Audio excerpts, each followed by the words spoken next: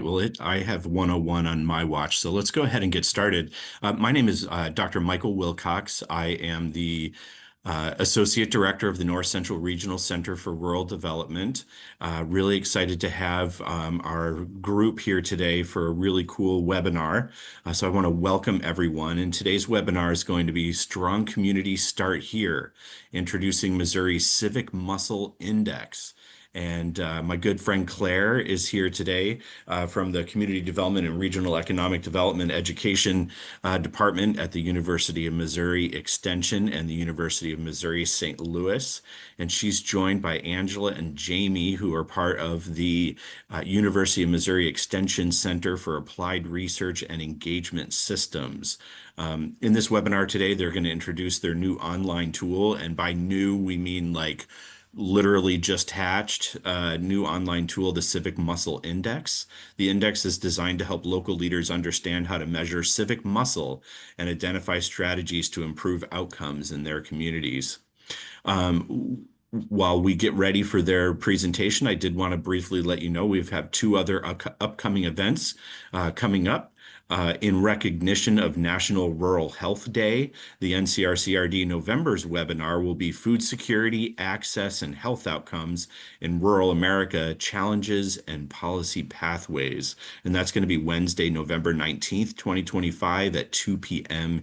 Eastern. And certainly with the national conversation going on with food security and food access and health outcomes, that's very, very timely. So we'll see you on Wednesday, November 19th at 2 p.m. Eastern. And then also we have a free 5-part virtual workshop on succession planning that's going to begin on November 10th and go through the 19th. And that is going to be Who Will Fill My Shoes? Succession planning for landowners, farmers, forest owners, and family businesses.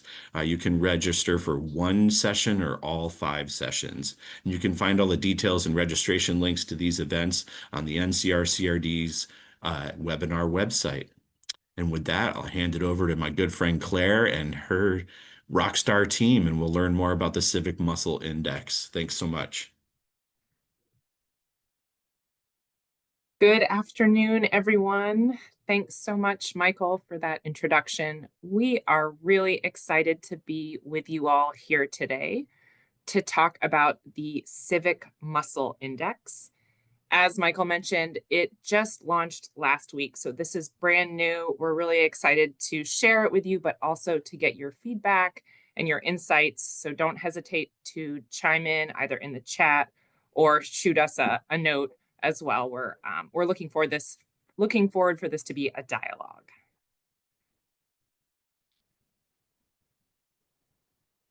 And so today, I'm coming to you from the University of Missouri Extension and the University of Missouri St. Louis. I'm also co-presenting with Angela and Jamie from MU Extension's CARES program. And we're presenting today, but this work has been a larger collective project of many colleagues at the University of Missouri Extension. So I just want to also acknowledge Dr. Sarah Holtein-Massengale, who's been a key colleague in making this Civic Muscle Index happen. Today, I'm going to give a little bit of context of the background of this index and how it came about. Angela's going to talk a little bit about the methodology and background behind the data, and then Jamie's going to give it a test drive for you all. So here we go. All right, so let's kind of rewind maybe about 4 years ago, 2021. We were all coming out of COVID, and it was a really fraught time.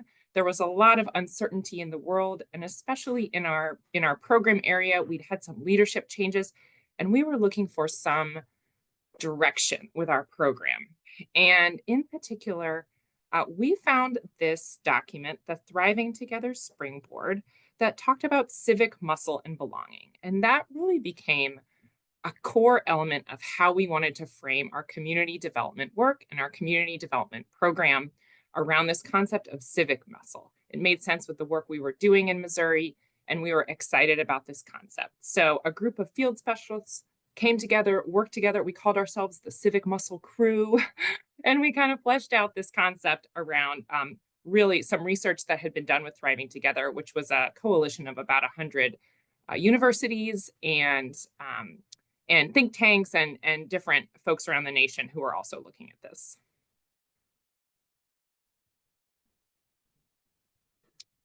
And so as a team, we came up with this definition. What is civic muscle, right? So it is building the collective strength of leaders in a place, so neighborhood, town, region, to respond to challenges and to proactively pursue thriving communities. So this was our definition. This is what we came to the table with for our community development extension area. We are going to focus on civic muscle. And to do that, we subset this concept of civic muscle into 4 buckets. So the first bucket is belonging.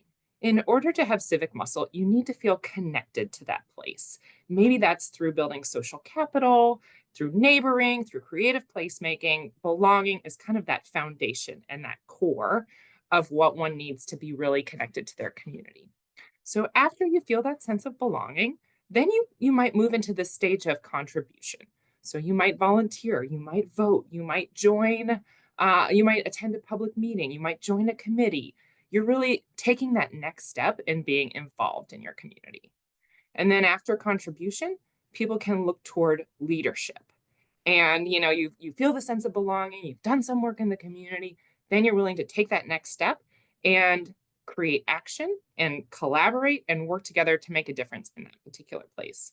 And finally, the ultimate level of civic muscle is vitality. So that's when residents, organizations, groups, community leaders, governments come together and co-create those conditions for thriving communities. So we'd put all this together. We were excited. And at this point, I had moved into this education director role. So I started talking to people about this concept of civic muscle, belonging, contribution, leadership, and vitality. And sometimes, I don't know if you all feel this in community development, in regional economic development, still people's eyes got a little glossy. Like, what do you well, what do you mean by social capital? Or what do you mean when you say belong? What really are you getting at? What are you doing? How does that, I think in extension people, some other particular program areas have really measurable outcomes and really clear objectives. And the civic muscle stuff started to feel still too squishy for some folks in this area. So I was able to reach out to my colleagues at CARES, the Center for Applied Research and Engagement Systems, and they are truly brilliant colleagues who are amazing with data. And we've worked together for the past few years to develop indicators to say this work is actually measurable. We can measure civic muscle, we can measure belonging, contribution, leadership, and vitality. And so again, this is the work of a lot of wonderful colleagues across our institution. And so this is not just a couple of us, but this has been years in the making over a really large team. But Angela has been really critical in helping us figure out the methodology for this. So I'll turn it over to Angela. Yeah, thanks so much. Great to be here, everyone. So I'm going to talk a little bit about the index methodology development and some of the background and how we came up with the index data and scores. So I'll explain sort of again how we took this concept of civic muscle and then developed this ranking and scoring mechanism. And just to keep in mind, we're using all available secondary data for this project. So, in general, the process of creating an index or doing any data measurement requires the steps shown here. So we start with this process of ideation, go to conceptualization, then operationalization, and then finally we do that legwork of the data collection and analysis. And Claire just really laid out that ideation work. We start with our purpose and our core idea. So what problem are we trying to solve? And in this case, we needed a way to comprehensively measure civic muscle, this idea of civic muscle. So next comes the conceptualization work. And we started doing some of this too with pinning down those conceptual areas of belonging, contribution, leadership, and then vital and thriving communities that can improve population well-being. So in practice, this process also involved sort of defining our subdomains. So for example, we ended up with this idea of place attachment within that area of within that domain of belonging that Claire just laid out. And then the next comes taking that a step further and operationalizing those concepts and ideas. So that's where we translate these concepts into specific measurable indicators. So again, back to that concept of belonging and place attachment, we identified the measure of home ownership rates as a key variable within that domain. And then, of course, finally, we perform our data collection and analysis. And here's where we gather the data. We do our normalization and our scoring procedures. This is really that execution phase where we acquire, clean, validate, and compute our index. So this chart again shows how we define our civic muscle categories and domains. Our measurement areas of belonging, contribution, leadership, and vitality, of course, drive the creation of our index. After the index was created, we also did some validation of our results with some measurements of population well-being and life satisfaction. So that's, once we have these once we have a strong, thriving community, we can measure what our index components say are in terms of our civic muscle against those outcome measures. And I don't mean validation in a statistical sense, but we did sort of compare maps and did some correlation charts just to sort of see if our method was producing results that we would expect. And then on the left side here, you also see this concept of peer counties and peer group measures. And we haven't discussed those yet, but we did use a peer group methodology to allow for some apples to apples comparison across counties. And we did this by defining sets of peers with similar social and economic characteristics. And I'll go into that a little more in just a minute. And this slide shows a simplified view of the index creation process. So after going through that process of operationalizing our measures and doing our data collection, we had to do some normalization, and we rescaled our data so that all of our measures had a 0 to 100 score at the measurement and county level. Then we averaged our metric scores within categories. So within that place attachment or belonging domain, we'd have more than just one measure of homeownership to produce our category scores. And then finally, we weighted and averaged our category scores to create a final Civic Muscle Index score.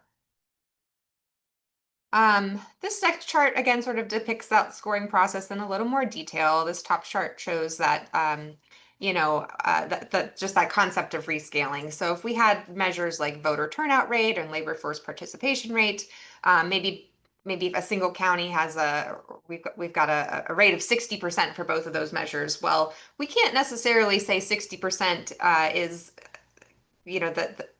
is the same distance from zero in both cases. Maybe a voter turnout rate of 60% is not a great voter turnout rate. It's average. Maybe a labor force participation rate of 60% is above average. So we want that to be reflected when we do our aggregation and analysis. So we convert those percentage scores to a 0 to 100 scale. So it's just depicting how we do that there. There are multiple ways to do that normalization. So this is just giving a little more detail into how we did that. We, instead of using a z-score approach, we used an interquartile range approach, which is similar, but it's a little less influenced by outliers. And then in terms of aggregation, we used a geometric mean as opposed to an arithmetic mean. Just again, depicting that there are many, many decisions that we can make when compiling data to an index, and just providing a little bit of transparency and clarity on some of those decisions there.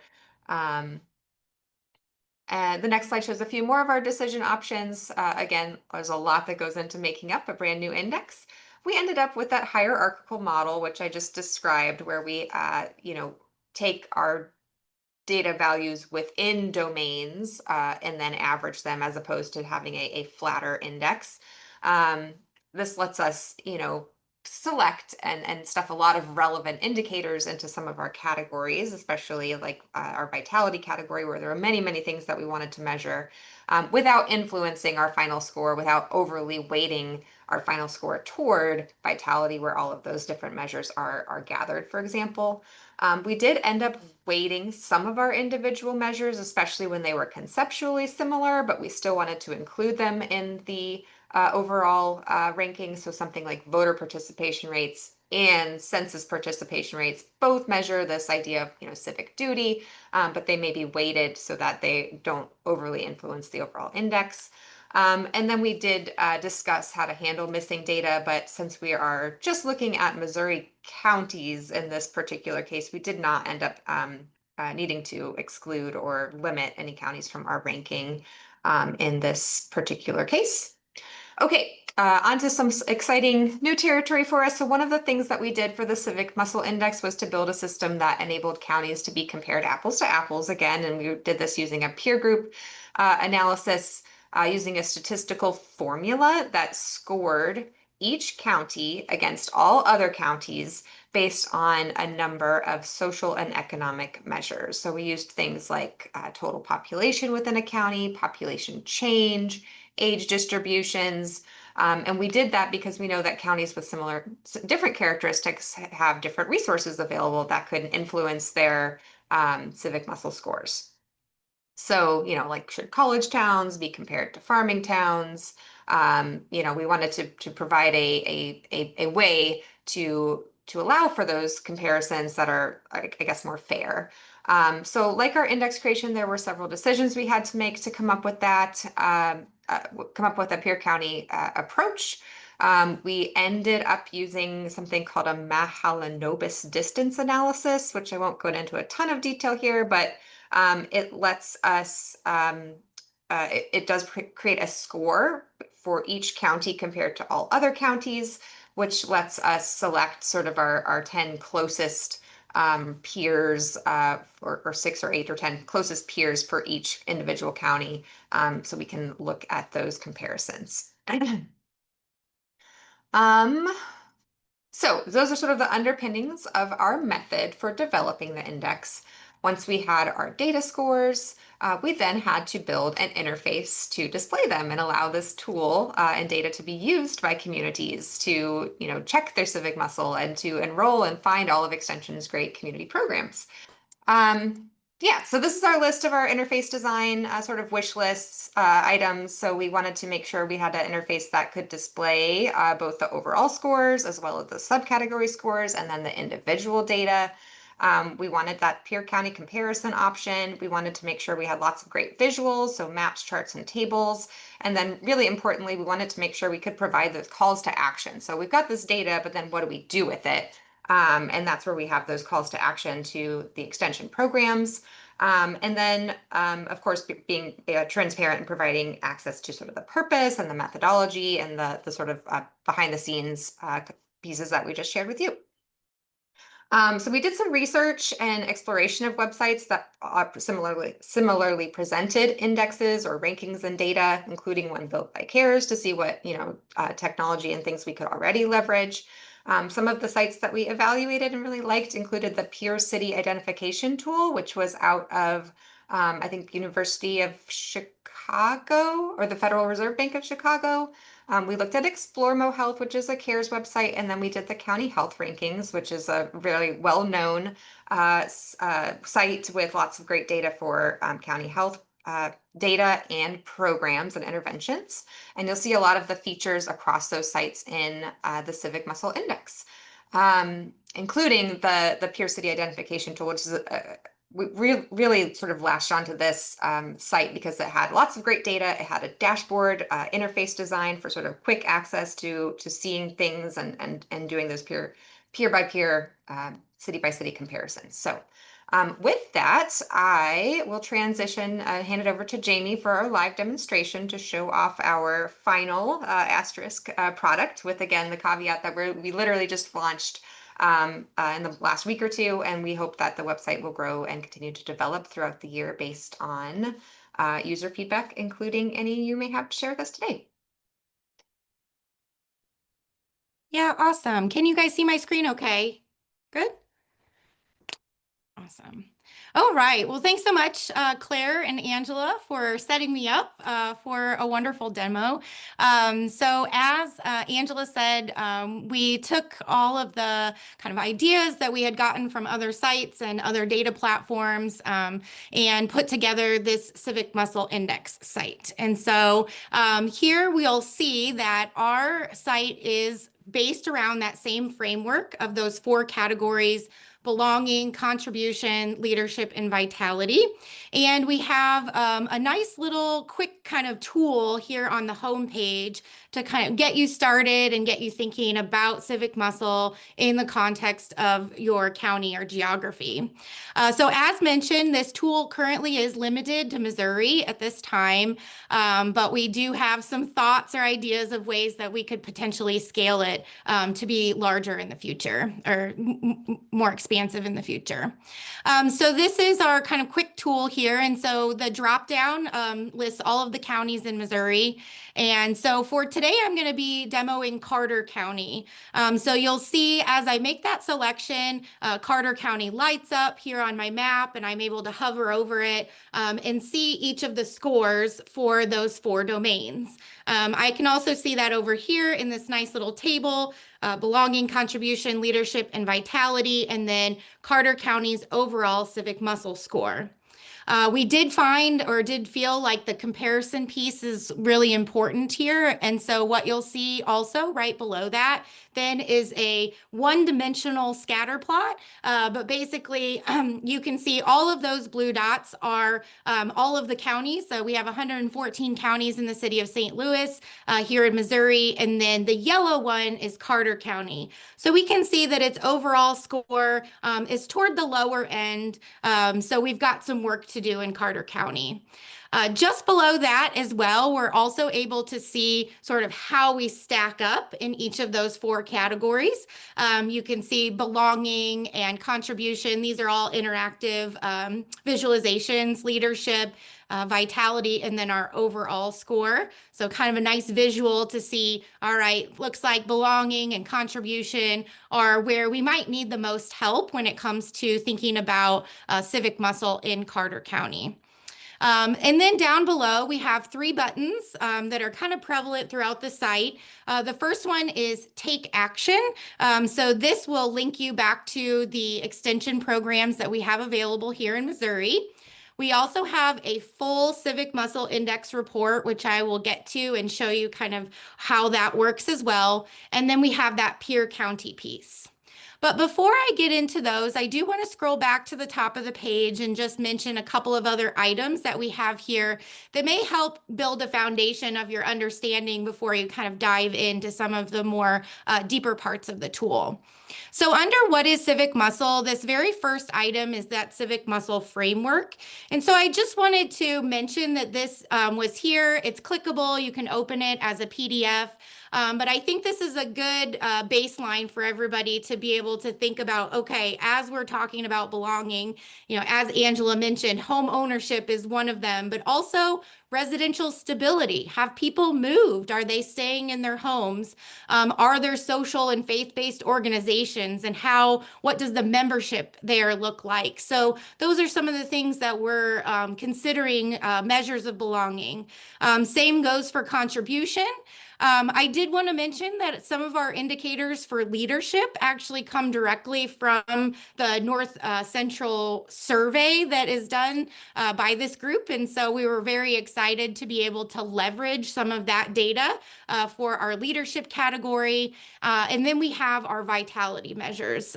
So do people have access to things like primary care and child care and food and high-speed internet? So those are just a few of the things I wanted to mention here about the framework itself. It also shows the peer characteristics that we use. So what were the measures that we used to determine the peer counties? So things like total population, veterans, families with children, that urban-rural divide. And then we have our well-being indicators, our life satisfaction indicators here at the bottom. So that's available under What's Civic Muscle. Continuing on, you can click each of those 4 domains, and we have a nice little dashboard for each of those 4 domains. So you can really dive into each domain itself, in addition to kind of looking at your overall Civic Muscle score. So here again, I'm going to choose Carter County from my drop-down list, and we're going to see that they have a belonging score of about 27.4, which is again towards that bottom end, which we knew that was going to be the case from looking at our nice little bar chart on the home page there. But as I scroll down, then I'm also able to kind of get a quick view of those measures. Where is Carter County doing well and compared to those state averages, and where are they maybe there's a bigger delta between how Carter County is doing and how the state is doing. So a nice little peek into what that looks like. And we have a dashboard like this, like I said, for each of the 4 domains. So I'll show you what the contribution one looks like. They all function the same, right? So they're all going to default to Adair, which is our first in the alphabet county. But we can switch it to Carter. So we can see here that Carter's doing a little bit better in comparison when looking at the county comparison when we look at contribution. And then we get this nice little table here at the bottom as well that tells us each of those measures, how Carter County is doing, and then how it compares to the state. In addition to the quick dashboard that you can see for each of the 4 domains, we also have some really more in-depth information about measures and why we selected those measures. So if you're wondering to yourself, well, why did, Jamie and Angela and Claire and other people select these measures? This will give you a better sense of what we're looking at, right? Why is it that, 501c3 organizations belong under contribution? Fundraising and volunteering belong under contribution, labor force participation. So I would encourage you, if you are wondering, or any of these measures, got you thinking about, I wonder why they included that, or why it's under a specific domain. You can learn a little bit more about our rationale in that measures tab. And there is a measures tab for each of those 4 domains. And then finally, as community developers, we always want people to take action, right? To do something about it, not just look at the data.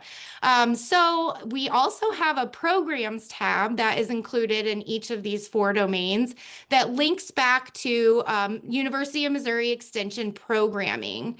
And so what we're hopeful is if you see, or you're from Carter County, for example, and you see that your contribution measure is low, you can do something about it, right? You can think about why is it low? What are some of the measures that are lacking? And then are there some programs from Extension or elsewhere, right, that I can bring to my community to help increase those scores? So those program tabs, like I said, are included in each of those 4 as well. So in addition to our quick dashboards, we also have a full interactive index. And so wanted to show you what this looks like as well. So here again, we can select a county. We also are able to select the state and get some of those state averages, or we can select our county with peer comparison. I'll show you that towards the end here. So we're just going to stick with Carter County for now. That'll be my selection here on this very first screen. So first step is to select your location. The next step is to select your indicators. So if you did want a reminder of what each of your scores were, you can select these Civic Muscle Index overall indicators, and it'll tell you those scores. We also have some basic demographics that are included right in that peer county comparison piece that if you do need a baseline for some of those are also available. But then we get into each of the measures themselves within the 4 domains. So what we saw there on the homepage about Carter County was that really belonging and contribution were sort of on the lower end. So those are the ones that I'm going to just take a look at for our demonstration today. but did want to mention they're all in here. And there's also those well-being and life satisfaction measures as well. So as we're thinking about long-term moving the dial on things like well-being, mental health, self-reported general health, we're able to sort of track where we are now, where we want to go, how much movement do we need to make. The other thing that I want to mention, if you've ever used a CARES tool before, you'll probably know that we are big on making sure that you know where our data comes from, that you can get back to the original source and you know how recent it is, right? So anytime you are interested in getting more of that information, you can click on this little I button and it's going to give you some more information. It'll give you a link back to the original source, and it tells us also the release date. So we know that we're using, for example, the most recent American Community Survey data in order to populate these measures. So I'm going to go ahead and click on the full category of belonging and that full category of contribution. If I wanted to, I could select individual indicators. So if you're just interested in one thing, you can just select that one thing. But now I'm going to create this interactive report here, and I'm going to be able to really dive into each of the measures under belonging, right? So where are we doing well? We know as community developers, we want to make sure that we're celebrating our successes and we're recognizing the things that we are doing well. But then also, where do we need some improvement, right? So we can see here from the start things like not living alone. Typically this indicator is looking at people living alone. And so one of the things that we decided early on was that we wanted to flip those indicators that had sort of a negative view to a more positive view. So rather than looking at the total population living alone, we wanted to see how many people are not living alone. And you'll see that across some of our other indicators as well, where we've sort of done that inversion. But we can see here that there's a pretty significant population that is living alone based on the number that we see that's not living alone. And we can benchmark that then to Missouri and the rest of the United States, right? So in order to kind of get to the Missouri standard, we've got about a 4% delta there. And then it's a little bit higher for the United States. So that will help us think about, how long is it going to take us to move that dial? And what's really a reasonable goal over 1 year, 3 year, 5 years, 10 years, right? When it comes to this kind of metric. We can also kind of get more granular as well. So anytime we're able to produce data with breakouts for race, age, gender, ethnicity, or sometimes we have other breakouts like 1 bedroom, 2 bedroom for housing indicators, we will produce that as well because we recognize that, something like living alone or not living alone may be a general population sort of issue, but it also may be specific to certain groups that we could target and be a little bit more intentional about the strategies that we use to combat it, right? So we're looking here, we can do things like not living alone by age group. So we're able to see that. And then some of our indicators, like I mentioned, do have those race and ethnicity breakouts as well. As we continue on, you'll see that we have things like owner-occupied housing. So how many people own their homes and are living in a place for a long time, right? So we can see that broken out here. And one of the things too that you'll notice for this indicator is we also have an inset map. And so anytime we can produce a map to help you further visualize these data, we will do so. You can click this view larger map and it will open up in a map room and you'll be able to interact with the data there. So one of the things I wanted to note is that while our data tables are at the county level, a lot of times we do have data available at a sub-county level. And we know that it's very important sometimes, especially in rural areas, to be able to look at data at that sub-county level and see the variation of really where do we see housing, be more of an issue than in other places. So you can kind of see how that splits out here by census tract within Carter County. So going back to my report, this is a good example here of one of those indicators that is broken out by race and ethnicity. Anytime you see no data or data suppressed, it just means that there were no data collected, or data suppressed means that the value is too small and we don't want to personally identify anybody with our data, so we're going to suppress that.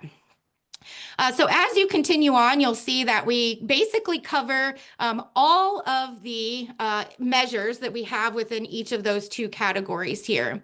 So I'm actually going to jump down to civic organizations so you can kind of see what the belonging scores look like too, or sorry, the contribution scores look like. So here we can see again what's contributing to Carter's County overall contribution score. Well, they don't have quite as many 501c3s and 501c4s when we are comparing it to other places and across the state. So that's definitely something that we could look into. Other things like census response rate and voter participation. I thought this was super interesting that they have a not so great census response rate, but they do have an okay voter turnout rate. So maybe that there's some education that could be done there about government surveys and the importance of doing those in terms of funding for communities and other types of things. So, so that's something to look at. Here we can sort of see change over time too. And so anytime we can produce those changes over time, we'll do that. It looks like for voter participation, it's been pretty steady there in Carter County. They've got some good rates there above 70% since dating all the way back to 2016. We also have some labor force participation rates that are contributing to our lower contribution score as well. And then we continue on, we can see here for things like youth that are employed or in school, volunteering and fundraising, we're doing a little bit better, right? And so that's where we're able to start to see again, where are we doing well? What can we celebrate? Or maybe turn up the dial on. Maybe we're already doing some things to help with, youth being employed or in school. But then also, what are some of the things that we're not paying attention to that maybe we need to start paying attention to when it comes to contribution? So going back up here to the top of the report, I did want to mention a couple of options that you have. So you can download this report just kind of like you see it here on the page as a PDF or an Excel file. So for any of you guys who want to like see the raw data, you can see that there in that Excel file as well. We also have some other options here under report options, and wanted to mention that we do have a quick facts report. I like these because it's just kind of just the data, just the tables. You can see real quick the red and green numbers, and it's a lot easier, to just skim versus some of the full report. And then we do have a source and methodology appendix as well. So if you want to cite the Civic Muscle Index as part of your research, or people are asking about where the data came from, you can get that very easily here as well. So those are a few things about the interactive report that are available to you there. And it does really let you dive much deeper. So in addition to the methodology report that we include as part of our interactive index, we also have a methodology document that talks a little bit, basically goes over what Angela talked about in terms of our development, the weighting and scoring that we did, and the measures that we selected. And then we also have a nice data source list as well. So if you're curious just about where all of our data come from for the Civic Muscle Index, this is a nice little Excel table that you can download as well. So that's available to you. So in addition to the quick dashboards and the interactive index, we do also have a programs and strategies page. So as I mentioned, we want to make sure that people can take action. So once they find out, okay, this is why our belonging score is low, what can we do next, right? And so as I mentioned, we have some links back to some current extension programming. We're hoping that this will continue to get built out with additional resources, vetted resources from extension and from other partners that will correspond with each of the 4 domains and really help people think about what is the next step after they dive into some of these data. So that's under programs and strategies. And then we have our deep dives and insights. And so as Angela talked about, we have this peer county comparison tool. And part of what we were thinking by rolling this out was really to be able to say, not I'm doing better than my neighbor or doing worse than my neighbor, right? But like if there's a possibility that we're in Carter County and our peers are in Crawford and Knox, we want to know what they're doing well, right? Are there strategies and programs that they have utilized that has helped their scores? And can we replicate that, right? Let's not recreate the wheel. Are these communities, do they look similar enough that we could do that, right? So I think those are some of the nice pieces of the peer county part. Just like on the home page, we also have a bar chart to show that comparison. This view kind of gets me a little bit of vertigo, so I like turning off some of these and just looking at one or two at a time. So for example, we could isolate it to just those belonging scores, and we can see, for example, Crawford is not doing quite as well, but counties like Knox and Shannon and Texas, they're doing great when it comes to belonging. So I would want to take some time then to see what they're doing, reach out to maybe other extension folks or community partners in those areas and kind of learn about how they, what they're doing in terms of some of those belonging measures, right? So you can do any of them, right? You can turn all of these on and off, and then also compare it to your overall score as well. So those are a few extra visualizations. We also have a full peer county report as well, as I mentioned. So it takes you back to the interactive report, and you'll just need to select this peer county with comparison. And so this is going to get you basically the same data, just with all of the extra counties included as well. So if we look again back to our belonging score, we can see here now we're able to compare Carter to Crawford to Knox to Ripley, right? And it goes through each of the indicators or each of the measures that we selected. And that again allows you to drill deeper down into what are the specific measures that are doing well versus those that maybe aren't doing as well. So all the same options in this peer county report. So that's all available to you. Finally, under the deep dives and insights, we do also have this St. Louis City zip code dashboard. So one of the things that we were asked to do was really take a deeper dive into the city of St. Louis. And so for that, we looked to zip codes versus, obviously, versus county level data. And so you can see here, we have listed here all of the zip codes that fall within St. Louis city boundaries. We've used some of the more locally known neighborhood names in order to help make it easier for people to select the area that they're most interested in. But we've also included then the actual zip code number as well. So we could pick any of these. And just like with our previous map, we're able to see then our belonging, contribution, leadership, and vitality scores. We also do have that comparison as well, so we can see how the zip code that we've selected compares to the other zip codes in that area. And just like peer counties and the overall index, we do also have a zip code level report for the city of St. Louis.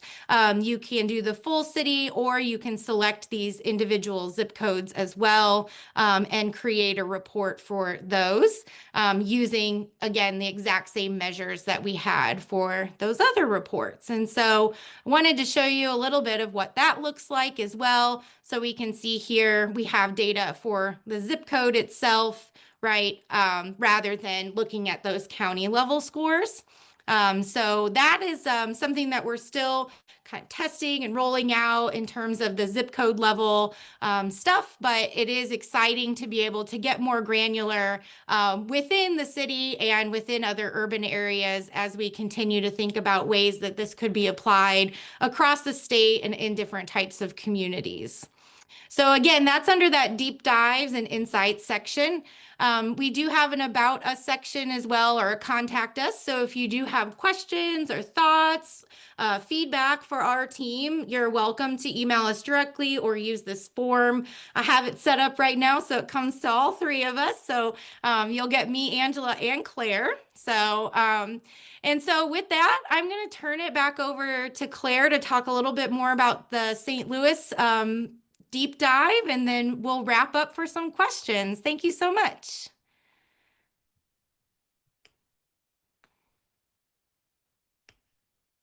Yeah, so we're excited to be able to use this in practice. And one of those ways that we have found this to be useful is in partnership with funders who really want to know what is your impact in terms of outcomes, not butts in seats, not, how many people showed up, but really what is the impact that you are making in the community. And so here's a way that we can measure that. And so we have been launching a new program in St. Louis City. It's called Civic Collaboration Fellows. And we're looking at how to use radical collaboration, how to affect economic mobility. And we said that we are going to increase the sense of belonging, contribution, and vitality by 5% over 3 years. And we have a way to measure that now. And so given that ability to measure, we were able to be awarded nearly $1 million in terms of funding to launch this program. This is from the James S. McDonald Foundation. And so for us, this is a way for us really to show that not only are we doing good work, but that we can demonstrate that with our outcomes. And so that, again, that is why we can also look at drilling down more in depth, so we can show in the places that we're working, we are making that impact. And then one other comment around the ways in which we see this working. I think with looking at some of these counties, we also want to take an asset-based approach to looking at this data. So we might say, okay, Scotland County, wow, they are so high on the vitality score. How can they show that to others? How can they use that as a tool to pull in more residents to either grow their population or to market their community, or say, look, we have such a high primary care rate. This is a place where you can live and you can have access to healthcare and a rural lifestyle, or what have you. So some of this is like, oh, how can we increase our score? But also, how can we look at what we're doing well and show the world, this is, in this community, you can have a sense of belonging. And this is how we're showing that. So we see a lot of potential for use of this, and we're excited to see our communities and local leaders be able to access this data. Thank you.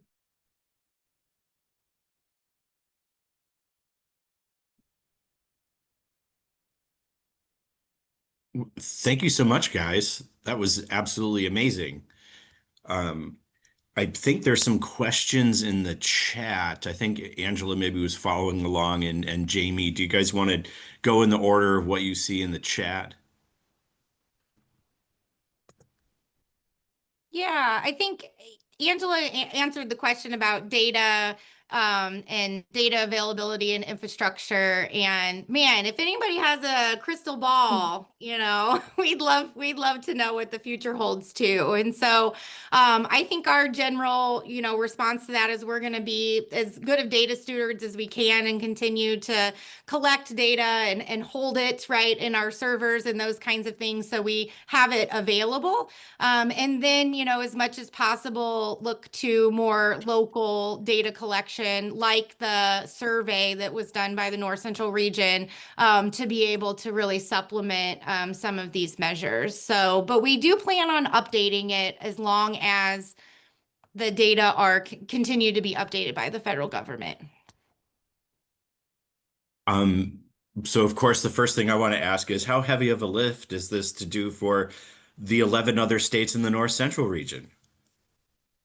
Yeah, so when we first started this work, we really prioritized data that were from national data sets, because we were also considering a peer county approach that would look at peer counties across the US. So with the exception of just one or two measures, the data behind the index are from currently national public sources. Now, that said, we do have options for some state-specific sources in Missouri and in other places. And, you know, back to that question, depending on the direction that things go, that may become less of an option in the future. But as of right now, there just be a few, little decisions that we need to make on how to um, do rescaling and, deal with some of those other issues of missing data and whatnot. But this could definitely be extendable. And when we first started this work, we were hopeful that it could be easily extended and expanded to other counties and areas. I think it would be great to have a dialogue around that. So really excited about the work that you guys have put in. We have a couple things. Where does your data for St. Louis City come from? Yeah, so back to that same point, a lot of our data are from American Community Survey and from point level data on assets and things like that. So that lets us drill down to the zip code level for many of the indicators. Not every indicator that went into the framework has a zip code level component. So there are the zip code level index and the county level index are a little different in terms of how they're structured, but we still have data representing all of those different domains, just a few less indicators going into the zip code index. Yeah, so that's how that was structured. Okay. Tanya Hall from Purdue has a fun question. She says, my experience with sharing data with rural communities is that they find the data does not match perfectly with local knowledge.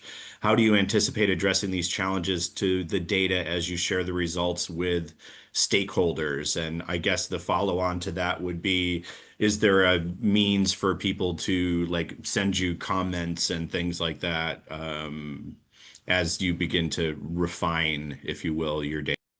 Yeah, so I mean, when we do data presentations, I like to say that the data aren't, prescriptive, that they're a starting point for the conversation. Depends on how we're using it, right? Like if we're using this as an evaluation tool, then we may want to, put a little more emphasis on the data to do things like measurement. But there's a lag between the data collection time and the time that you're talking to your audiences. So there's a lot of ways to explain why the data may not match. And then of course there's estimation issues and sampling bias and things like that in rural areas, especially. So definitely coming equipped with the knowledge of what those gaps are is important when you're having those conversations and knowing what the limitations of what what the data can and can't tell us are.